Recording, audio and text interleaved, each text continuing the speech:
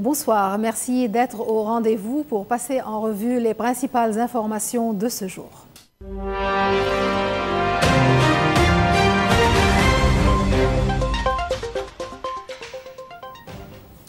Depuis Dubaï, à l'occasion de la 20e édition du Sommet arabe des médias, le Premier ministre Nawaf Salam a livré un discours fort mêlant appel à la vérité journalistique, plaidoyer pour la souveraineté et vision d'un Liban tourné vers l'avenir. Face à un parterre de responsables arabes et des experts de médias, Nawaf Salam a appelé à un journalisme libre mais responsable, dénonçant la propagation massive des fausses informations sur les réseaux sociaux. Il a estimé que plus de 85% des Libanais reçoivent leurs informations via les réseaux sociaux, qui sont souvent fausses, ce qui est un danger pour les sociétés. Mais c'est surtout sur le plan politique que le chef du gouvernement a marqué les esprits. Salam a affirmé que le Liban s'est engagé à récupérer sa souveraineté et à mettre fin à la dualité des armes, faisant référence aux groupes armés opérant en dehors du contrôle de l'État. Salam a dit « Nous voulons un Liban affranchi de la dualité des armes, un Liban d'institutions ouvert au monde arabe et à l'Occident. » Un message fort salué par les Émirats arabes unis, à qui Salam a exprimé sa gratitude pour la reprise des vols et du tourisme émirati vers le Liban. En marge de sommet, le Premier ministre a rencontré le cheikh d'Al-Azhar, Ahmad al-Tayyib. Ensemble, ils ont réaffirmé la nécessité de lutter contre l'extrémisme religieux et de promouvoir le dialogue interconfessionnel. Nawaf Salam a souligné l'importance de faire barrage au discours de haine et de promouvoir une culture d'ouverture.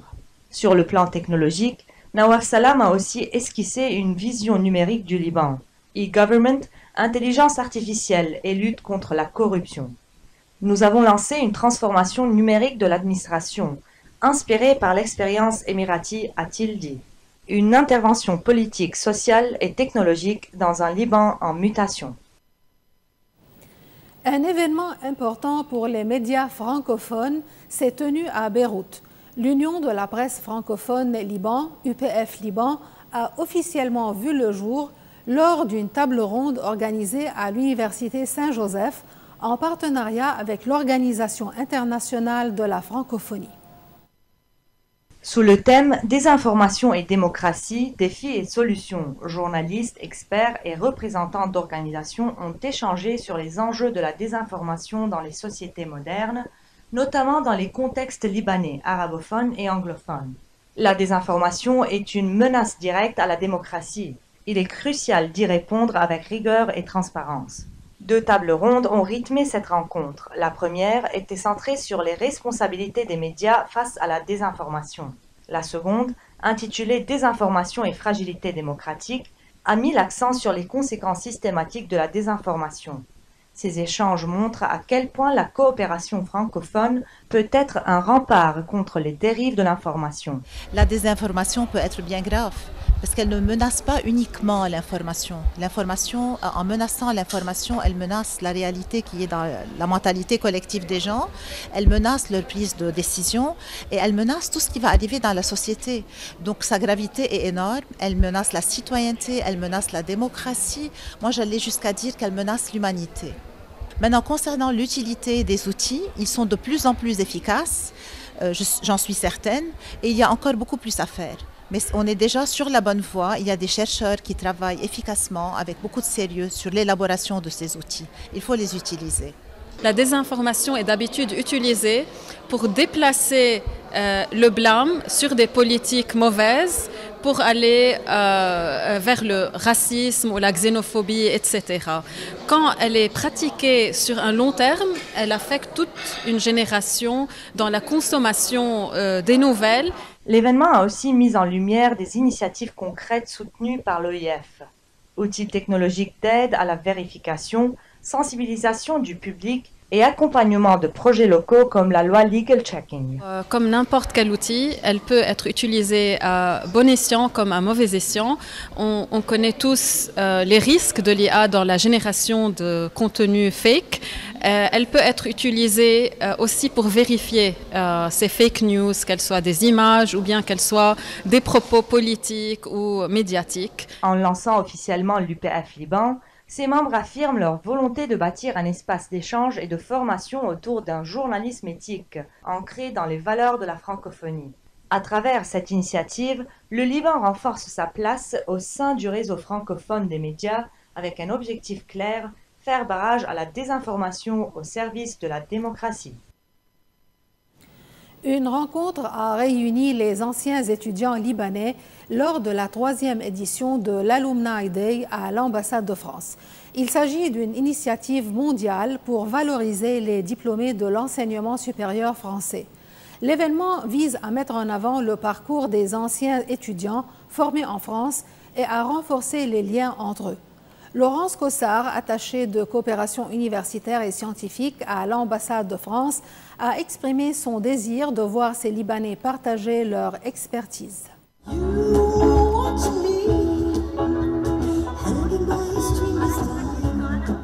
Ce soir, on a voulu réunir des générations différentes ici à l'ambassade, des générations de Libanais qui sont partis étudier en France et qui sont revenus au Liban. Et on veut faire dialoguer ce soir les plus anciens, les plus jeunes et ceux qui ne sont pas encore des alumni mais qui ont comme projet de partir étudier en France. On veut qu'ils échangent, créer du mentorat entre eux, ceux qui veulent conseiller, ceux qui ont besoin d'être guidés dans leur parcours. Parce que moi, à l'ambassade, je travaille à faire partir, j'aide des Libanais à aller faire des études en France. Il y a déjà 11 000 étudiants libanais en France actuellement. Chaque année, c'est 2500 nouveaux étudiants qui partent.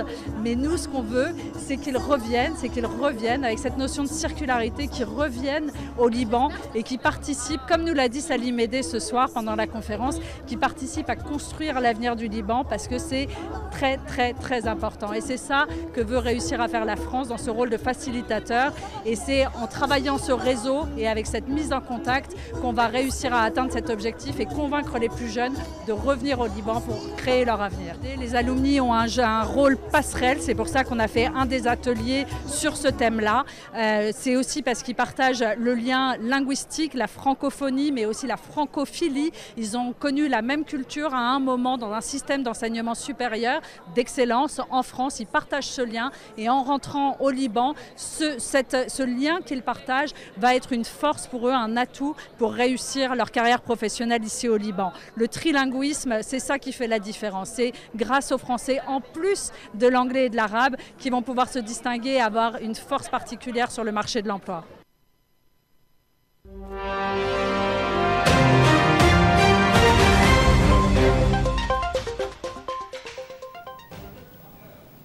Alors que les bombardements s'intensifient dans la bande de Gaza, le Premier ministre israélien Benjamin Netanyahou a promis de ramener tous les otages, vivants ou morts, détenus par le Hamas depuis l'attaque du 7 octobre.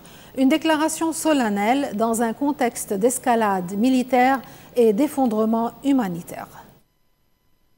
Sur les 251 personnes enlevées il y a plus de 7 mois, 57 sont toujours retenues à Gaza, dont au moins 34 seraient mortes selon les autorités israéliennes. Dans la bande de Gaza, la riposte israélienne se poursuit. Au moins 52 Palestiniens ont été tués, dont 33 enfants dans une école de Gazaville selon les secours locaux. L'armée israélienne affirme avoir visé des terroristes dans la zone de l'école, mais sur le terrain, les témoignages dénoncent des scènes d'horreur. Cette escalade suscite l'indignation. L'Allemagne, allié historique d'Israël, menace de ne plus soutenir le gouvernement Netanyahou, tandis que la Norvège évoque la pire attaque humanitaire contre des civils. Sur le plan humanitaire, la situation est désespérée. La faim pousse les Gazaouis à l'extrême. La fondation américaine GHF dit avoir commencé les livraisons alimentaires. Alors que les négociations sur une trêve avancent en coulisses, la guerre semble plus déchaînée que jamais. Entre appel au cessez-le-feu et promesses de victoire, le sort des otages comme des civils palestiniens reste incertain. En parallèle, un grille littéraire pour Gaza. Près de 300 écrivains francophones, dont 2 prix Nobel de littérature, s'unissent pour dénoncer ce qu'ils appellent un génocide en cours dans la bande de Gaza. Dans une tribune publiée par le journal Libération, ils réclament un cessez-le-feu immédiat et des sanctions contre Israël. Parmi les signataires, Annie Ernaux et Jean-Marie Gustave Leclésio, ainsi que des lauréats du prix Goncourt comme Hervé Letellier, Leila Slimani et Laurent Godet. Le texte accuse Israël de mener une campagne militaire destructrice depuis plus de 19 mois en réponse à l'attaque du 7 octobre 2023 par le Hamas. En représailles, les bombardements israéliens ont tué près de 54 000 personnes à Gaza. Alors que les appels à un cessez-le-feu se multiplient, cette prise de position inédite reflète une indignation croissante.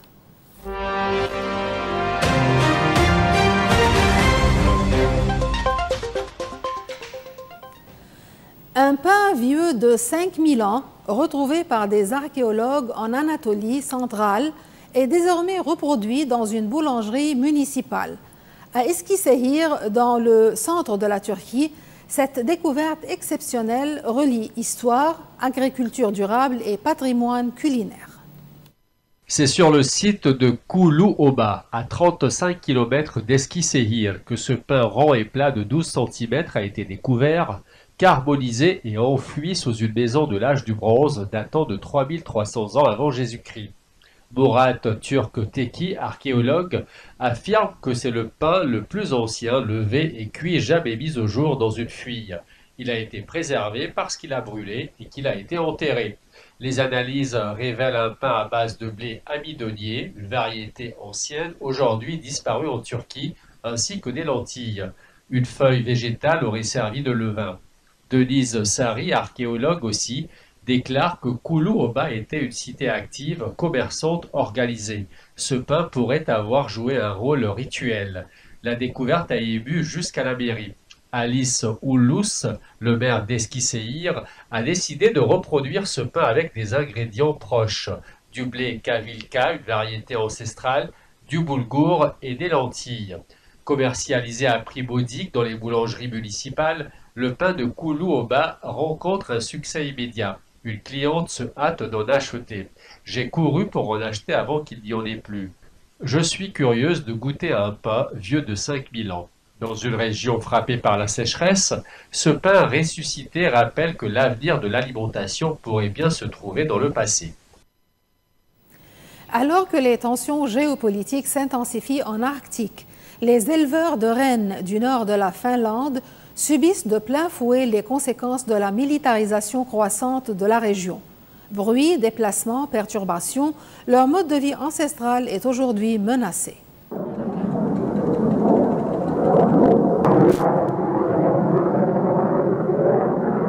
La présence militaire croissante dans l'Arctique devient un casse-tête pour certains éleveurs de rennes du nord de la Finlande, perturbant les animaux et fragilisant les revenus de leurs propriétaires.